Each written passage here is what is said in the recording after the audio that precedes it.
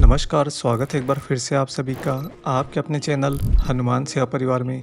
आशा करते हैं कि प्रभु श्री हनुमान जी और परम पूज्य गुरुदेव बाबा नीम करौरी महाराज जी आप सभी भक्तों पर असीम कृपा सदैव बनाए रखें। दोस्तों, आज का दिन मंगलवार का दिन है। परम प्रभु श्री हनुमान जी, उनके अद्वैत स्वरूप पूजनीय गुरुदेव बाबा नीम करौरी महाराज जी का अति प्रिय दिन है।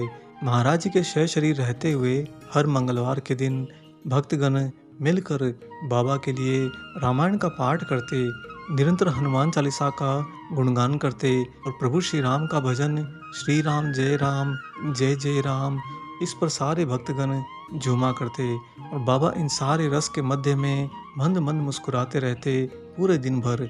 महाराज जी भले ही कुछ कहते नहीं, लेकिन जो भक्त लोग हनुमान जी के इतने सानिध्य में रहते हैं उन पर बाबा की विशेष कृपा जरूर होती है। दोस्तों, आप लोगों के जीवन में जब आप महाराज जी के सानिध्य में होते हैं, आपके निरंतर कार्य पूरे होते रहते हैं। जैसी आपकी इच्छाएं होती हैं, उन्हीं इच्छाओं का अनुसरण करते हुए आपके कर्म दिशा प्राप्त करते हैं। परंतु कभी कभी जीवन के अंदर आपके कार्य बिगड़ना शुरू करते हैं और महाराज जी की भक्ति में रहते हुए भी बिगड़ते भी कुछ ऐसे हैं कि आपका मस्तिष्क सन्न रह जाता है। आप अपने हृदय के अंदर एक आघात सा महसूस करते हैं कि आखिर मेरे साथ में ऐसा कैसे हो गया, और दूसरी दिशा में आप महाराज जी की ओर आस भरी निगाहों से देखते हैं कि हे प्रभु, मैं तो आप ही के साथ हूँ, आप ही के श्री चरणों में समर्पित भी हूँ, फिर भला मेरे साथ में इतना खराब से खराब, बद से बदतर कैसे हो गया। इसके साथ ही आपको यह भी लगने लगता है कि क्या महाराज जी मुझसे दूर हो गए हैं या फिर बाबा ने मुझे ही अपने से दूर कर दिया है। यह दशा और यह भाव हो सकता है कि आप लोगों के जीवन में भी आया हो। आज हम आपको इसका उत्तर बताएंगे महाराज जी की ही एक अति खास घटना के द्वारा। बाबा कहते हैं कि इस ब्रह्मांड के अंदर हर तरह का साथ, भौतिक का भौतिक के साथ में, अलौकिक का अलौकिक के साथ में, या फिर भौतिक का अलौकिक के साथ में भी हर एक साथ जो होता है वह कर्म बाध्य होता है।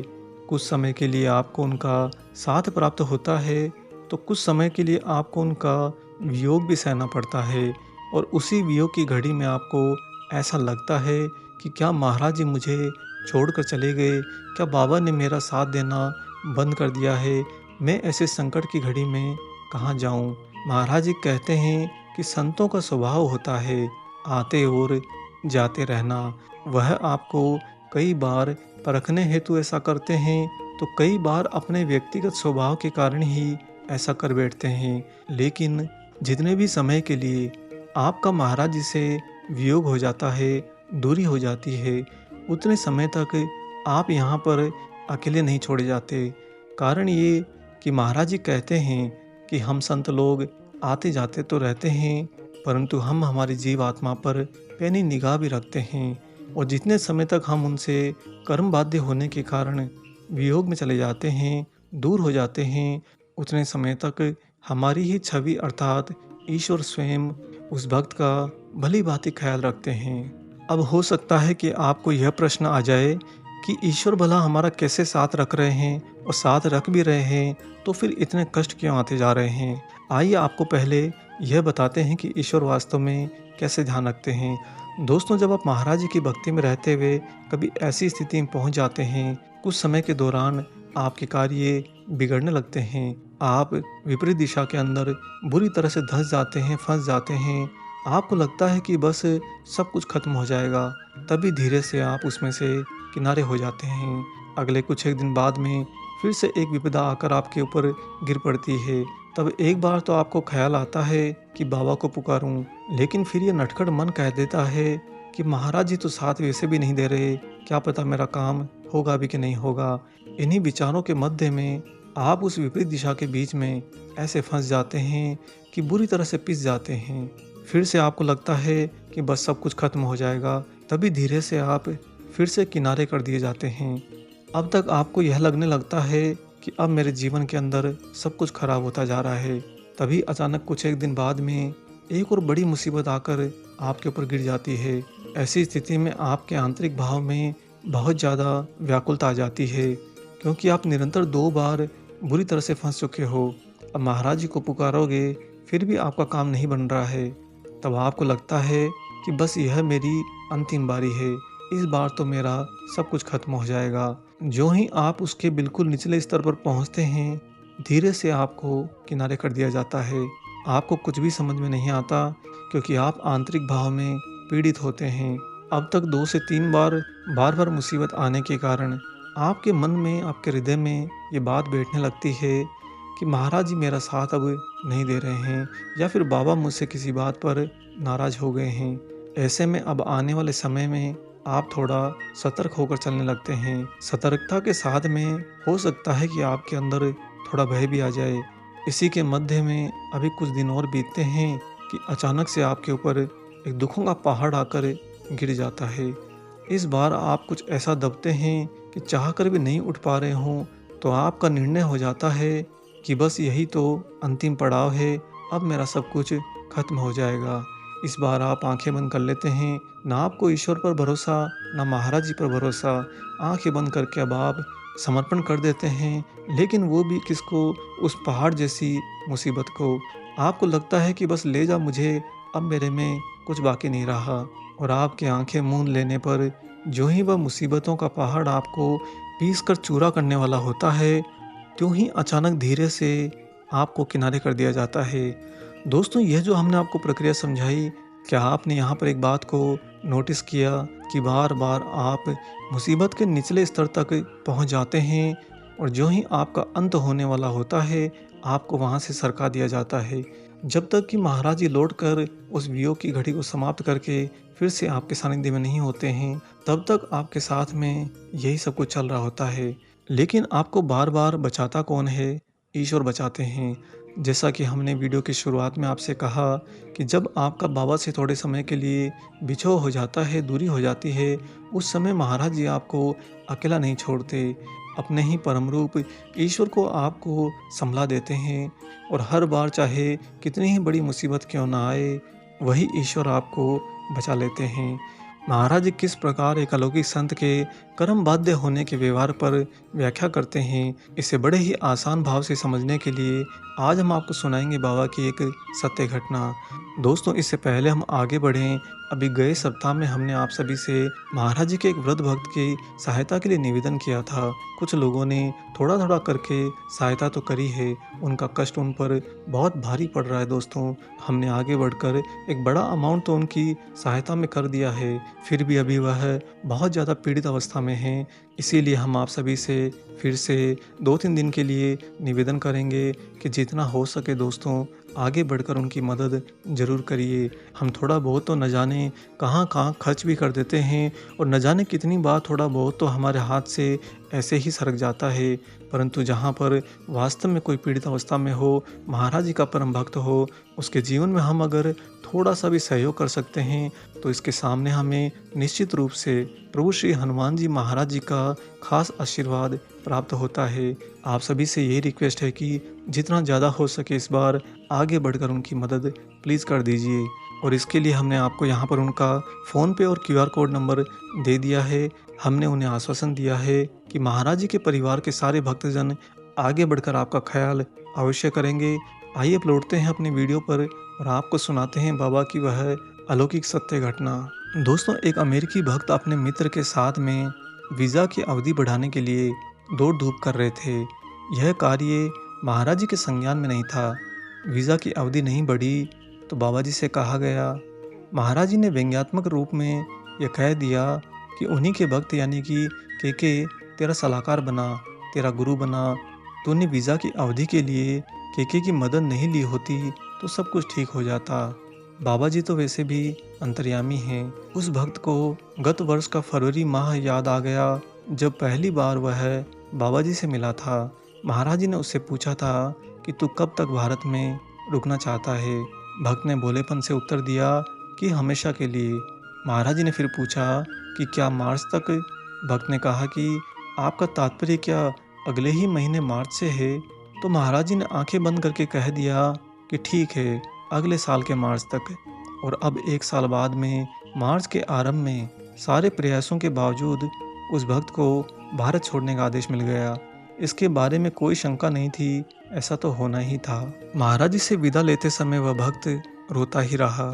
श्रीमती सोनी को उसे रोते देखकर बहुत दुख हुआ और वे कहने लगी, रो मत, तुम फिर आ जाओगे। बाबा की ओर मुड़कर बोली कि महाराज जी ये आ जाएंगे ना।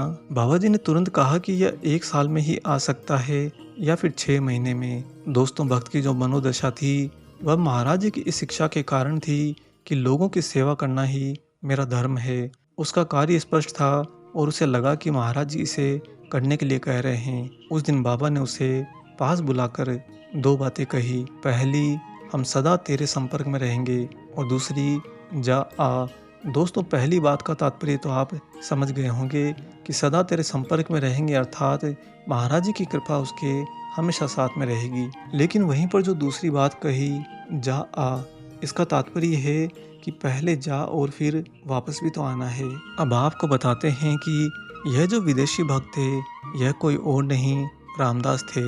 वे कहते हैं कि अपने व्यक्तिगत कर्मों के कारण लोगों को दिव्य संतों से थोड़े समय के लिए दूर रहना पड़ता है।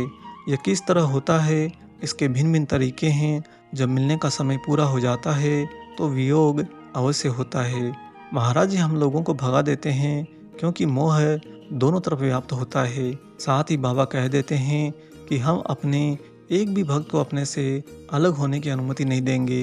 एक तरफ तो महाराज जी यह कहते हैं और दूसरी तरफ स्वयं ही ऐसी रचना करते हैं, ऐसे समय में आयाम को स्थानांतरित करते हैं जहाँ पर वास्तव में बिछोह होता है, दूरी होती है। तब बाबा जी ने रामदास के भीतर ऐसी स्फूर्ति और भावना भर दी कि वे बड़े ही खुशी खुशी स्वदेश रवाना हो गए।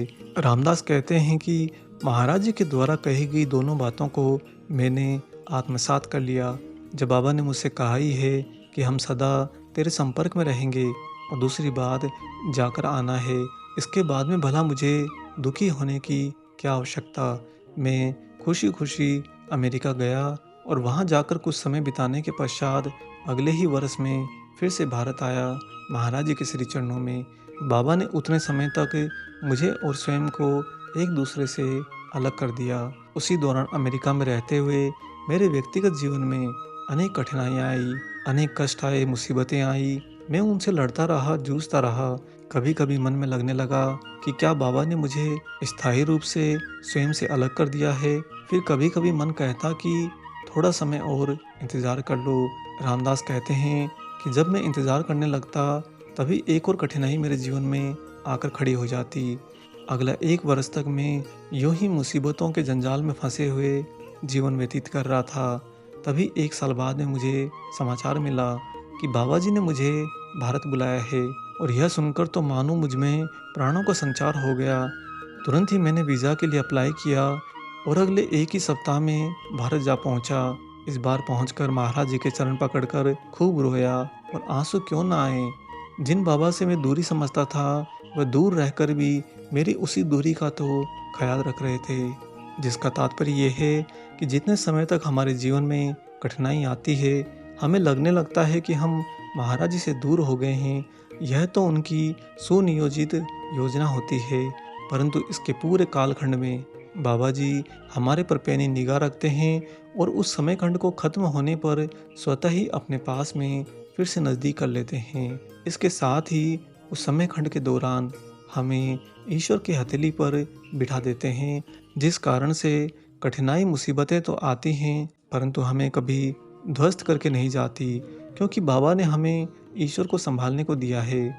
और ईश्वर भी तो उसी भाव में, जो ही महाराज जी फिर से सानिध्य में आते हैं तो ईश्वर हमें फिर से बाबा को सौंप देते हैं। यही आदान प्रदान समय खंड के साथ में चलता रहता है, और इसका सर्वप्रमुख कारण होता है कि दोनों तरफ को पूर्ण रूप से मोह से बचा कर रखना। दोस्तों, अब आप लोगों को ये बात समझ में आ गई होगी कि आपके महाराज जी के समर्पण करने के बाद में आपके जीवन में कभी कभी विपरीत दशा क्यों हो जाती है, बार बार मुसीबतें क्यों आती हैं, और आती भी हैं तो उसके बाद में भला क्या होने वाला है। हम उम्मीद करते हैं कि अब आपको महाराज जी से कभी कोई शिकायत नहीं होगी, और पूर्ण रूप से निश्चिंत होकर, जैसे अमेरिकी भक्त रामदास खुशी खुशी अमेरिका चले गए थे, ऐसे ही आप उस समय को मुस्कुराते हुए बिता दीजिए, क्योंकि जब वह मुसीबतों का दौर समय खत्म होगा तो आपके बिना कुछ कहे, बिना किसी इच्छा के महाराज जी को आप बिल्कुल अपने सामने पाएँगे। आशा करते हैं आज का महाराज जी का ये प्रेरणादायक प्रसंग भरा विशेषांक आपको ज़रूर पसंद आया हो। वीडियो अगर अच्छा लगा है तो जाते-जाते इसे ज़रूर लाइक करें। साथ ही इस वीडियो को सभी अन्य राम भक्तों, हनुमान भक्तों से ज़रूर शेयर करें। मिलेंगे बहुत जल्दी ही एक और ऐसे ही अलौकिक वीडियो के साथ में। तब तक अपना और अपने माता-पिता का संपूर्ण ख़्याल रखिए और परम प्रभु श्री राम जी का निरंतर गुणगान करते हुए बाबा हनुमान एवं बाबा नीम करोली महाराज जी की निस्वार्थ होकर सेवा करते रहिए। जय सिया राम।